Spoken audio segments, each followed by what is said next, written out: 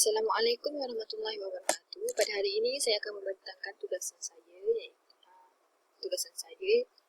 bersama-sama. Tugasan ini dilakukan oleh saya dan rakan-rakan saya, iaitu Nurul Amni binti Azizan, Siti Aminah binti Abdul Rahim dan Nur Salihah binti Mustafa.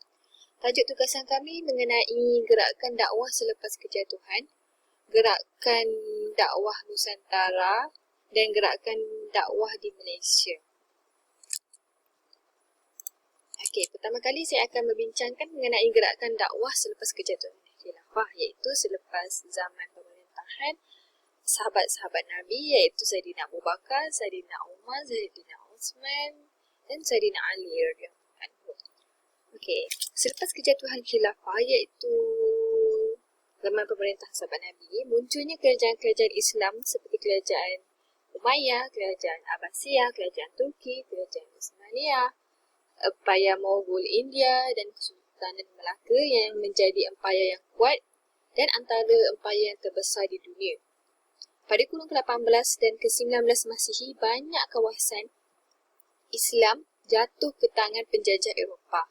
Selepas Perang Dunia yang Pertama, empayar Turki Utsmaniyah, iaitu empayar Islam, adalah empayar yang terakhir yang tumbang.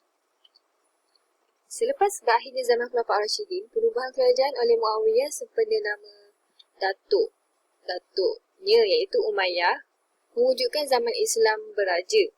Waktu ni, penyebaran Islam semakin meluas di serata dunia sehingga tertubuhnya kerajaan-kerajaan Islam yang baru. Zaman kerajaan Abbasiyah adalah zaman kemuncak bagi kegemilangan tamadun Islam kerana pada zaman tersebut mereka telah mencapai pelbagai kejayaan dalam pelbagai bidang. Pertama saya akan membincangkan mengenai zaman Bani Umayyah.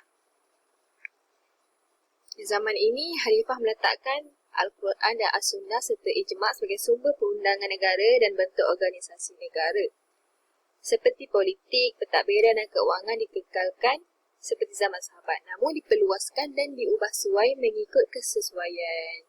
Pusat pemerintahan Bani Umayyah iaitu di Damsyik, iaitu Syam yang dikenali sebagai Syria. Perkembangan ilmu hadis mula diperluas, begitu juga dengan ilmu-ilmu sains seperti perubatan menjadi tumpuan para ilmuwan pada ketika itu.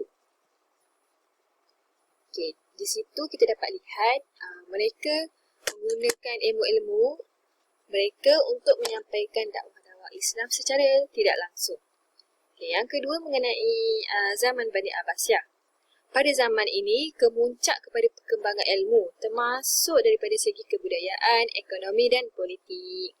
Kerajaan Bani Abbasiyah ketika itu berpusat di Baghdad pada era kegemilangan kemuncak kejayaan zaman tersebut. Pada era ini juga, lahirnya ramai ulama'-ulama' yang terkemuka seperti Imam Syafi'i di Palestin. Perkembangan keilmuan dan ulama' ini lebih jelas dilihat ketika zaman pemerintahan Harun al-Rashid. Okey, gerakan terjemah daripada bahasa Greek kepada bahasa Arab diperkenalkan. Para sarjana dihantar ke Rom untuk membeli manuskrip, terutama mengenai bidang kedoktoran dan falsafah. Justru pada masa yang sama, dakwah dilakukan secara tidak terus kepada negara-negara yang mereka pergi. Dakwah mereka mengenai menceritakan tentang keindahan Islam. Okey, walaupun berlaku beberapa masalah dalam negara, para ulama' sentiasa gigih dan tetap bersemangat dalam mencipta ilmu baru dan mengembangkan ilmu yang sedia ada sehingga melahirkan ribuan ulama' dan ilmuwan selepas mereka. Okey. Yang ketiga adalah zaman kerajaan Umayyah di Andalus. Okey. Kecemerlangan tamadun Islam yang menguasai dunia telah lama terbukti dengan penyebaran Islam dan penguasaan yang dilakukan sama ada di timur dan barat. Okay, penguasaan Islam terhadap semenanjung Libya, Albania dan lebih khusus Andalusia telah menunjukkan bahawa Islam telah tersebar ke benua Eropah. Andalusia mewakili masyarakat barat di atas kedudukannya yang bersambung dengan tanah besar Eropah dan ia dikuasai oleh Kristian sebelum kedatangan Islam di wilayah tersebut. Okey, pada sekitar tahun 206 Hijrah, pemerintahan kerajaan Bani Umayyah di Andalus ialah Abdul Rahman Al-Awsat II. Pentadbiran beliau pada ketika itu berada dalam keadaan aman dan dianggap sebagai zaman kemewahan dalam bidang pembangunan fizikal. Dalam bidang ilmu, beliau sangat menggalakkan perkembangan ilmu pengetahuan, kesusasteraan dan falsafah sehingga kegemilangan ilmunya dapat menyaingi kerajaan Abbasiyah di Baghdad kerana keadaan negara pada pemerintahan beliau dalam keadaan aman berbanding kerajaan Abbasiyah. Abdul Rahman Al-Awsat juga mengamalkan dasar toleransi beragama iaitu memberi kebebasan kepada semua penganut untuk menjalankan aktiviti agama masing-masing. Dalam bidang pertahanan, beliau juga turut melibatkan rakyat dari semua agama untuk menyertainya dan mereka sama-sama terlibat untuk mempertahankan negara dalam peperangan. Kerap kali juga orang Kristian berganding bahu dengan tentera Islam menentang musuh. Malah, mereka juga berpeluang untuk menjawat jawatan yang tinggi bersesuaian dengan kebolehan dan politik sehingga menyebabkan ramai dalam kalangan mereka yang memeluk Islam. Kesan daripada tersebut, imej kerajaan Islam Andalus ketika itu begitu disegani oleh orang Eropah dan gerun dengan kekuatan ketenteraan Islam. Kesimpulannya, selepas kerajaan era Khulafaur Rasyidin, Islam masih terus tersebar di serata dunia oleh orang Islam itu sendiri walaupun pelbagai halangan yang ditempuhi ketika menyampaikan dakwah. Tajuk yang berikutnya adalah gerakan dakwah Nusantara. Ada dua gerakan di Nusantara iaitu yang pertama perkembangan dakwah Kesultanan Samudra Pasai, yang kedua adalah Kesultanan Melaka iaitu pusat penyebaran Islam. Untuk perkembangan dakwah Kesultanan Samudra Pasai. Semenjak keruntuhan kerajaan Perak pada 1292 Masihi, kerajaan Samudra Pasai telah mengambil alih peranannya sebagai pusat perkembangan dakwah Islamiah di Nusantara. Peranan dakwah Islamiah di Nusantara, peranannya untuk mengembangkan dakwah adalah antara sumbangan terbesar kerajaan tersebut terhadap sejarah Nusantara kerana sebelum abad ke-14 Masihi, dakwah boleh dikatakan hanya tertumpu di Aceh sahaja, selain di Leran, Jawa. Sebaliknya, mulai abad ke-14 Masihi, dakwah mula berkembang ke wilayah-wilayah di Nusantara dengan Samudra Pasai menjadi pusat gerakannya. Bahkan, kemuncak gerakan dakwah yang mengislamkan hampir seluruh Nusantara adalah hasil perancangan kerajaan Samudra Pasai yang menyusun pergerakan para ulama pendakwah, melahirkan organisasi dakwah dan mengadakan hubungan diplomatik dakwah dengan kerajaan-kerajaan Nusantara yang akhirnya menyebabkan Islam tersebar secara aman dan meluas dalam jangka waktu yang cepat. Kejayaan menggerakkan dakwah dan mengislamkan Nusantara ini boleh dianggap sebagai sumbangan yang berkesan oleh kerajaan tersebut kepada Islam.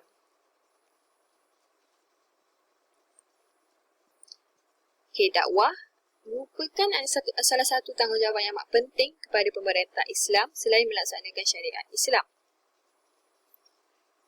Peranan ini telah dimainkan dengan berkesan oleh kerajaan Samudra Pasai sehingga gerakan dakwah dapat berjalan lancar ke seluruh Nusantara.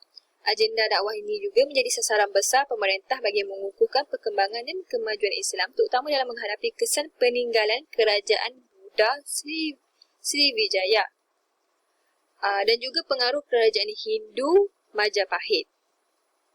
Realitinya, kebangkitan Islam di Nusantara adalah serentak dengan kebangkitan semula Hindu di Nusantara selepas serangan kerajaan Chola pada tahun 1025 Masihi. Dengan gerakan dakwah yang disusun dan digerakkan sendiri oleh kerajaan dalam menghadapi pengaruh Hindu ini, ia dapat berkembang dengan pesat dan akhirnya melumpuhkan kekuatan Majapahit sebagai Empayar Melayu, sekaligus membuka ruang kepada Melaka untuk bangkit sebagai Empayar Melayu Islam yang pertama pada abad ke-15 Masihi.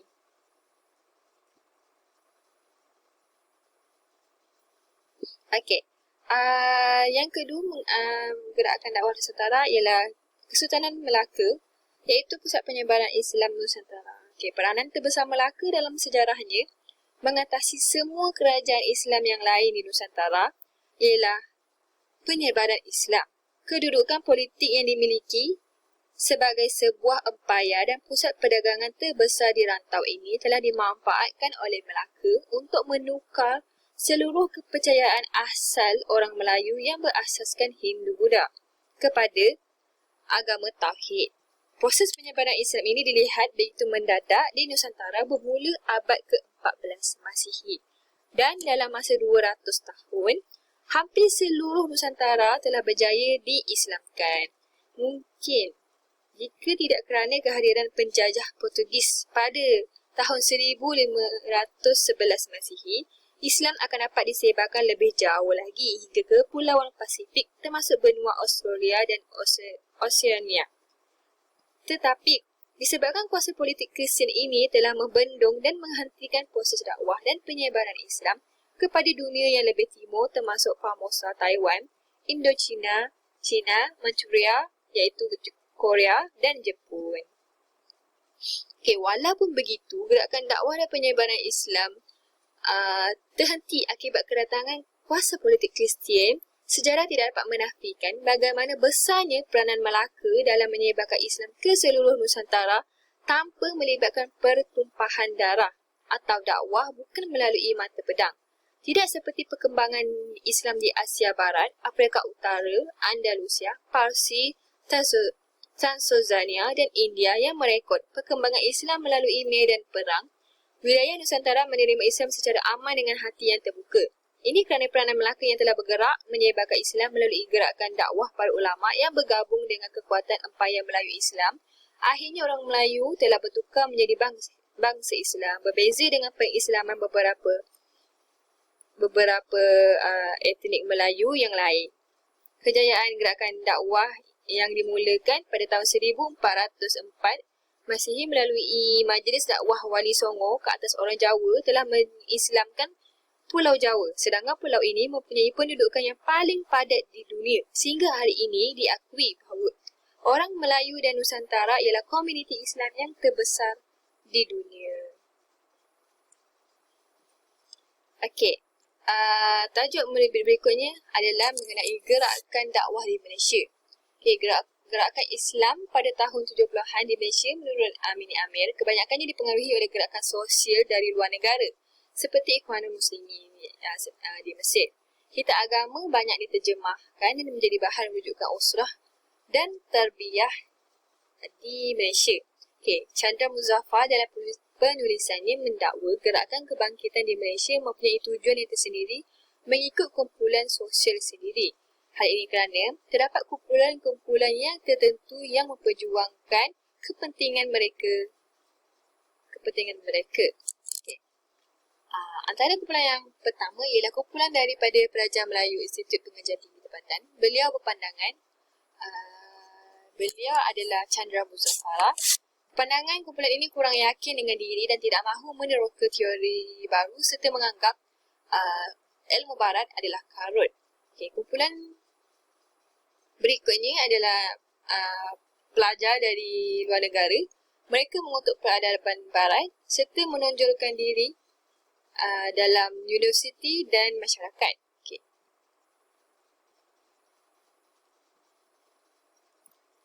Chandra Muzaffar. Chandra Muzaffar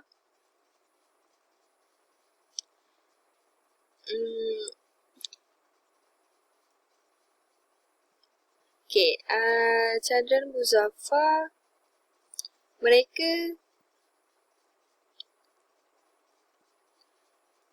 kumpulan yang ketiga adalah pemimpin politik.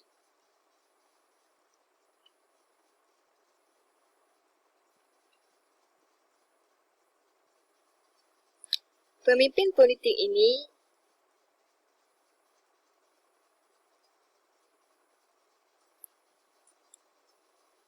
biar saya terangkan lebih lanjut mengenai tiga kumpulan ini. Kumpulan yang pertama, Chandra Muzaffar berpandangan kumpulan ini kurang yakin dengan kebolehan diri, tak mahu terwaka teori baru dan mudah menerima hujah dan tidak mudah menerima hujah ilmu barat. Kumpulan kedua dari pelajar negara daripada luar negara yang disebut oleh beliau sebagai akademik generasi kedua. Mereka mengutuk peradaban barat, sekularisme dan isim-isim barat yang lain. Beliau mendakwa mereka ini menonjolkan diri untuk menegakkan kedudukan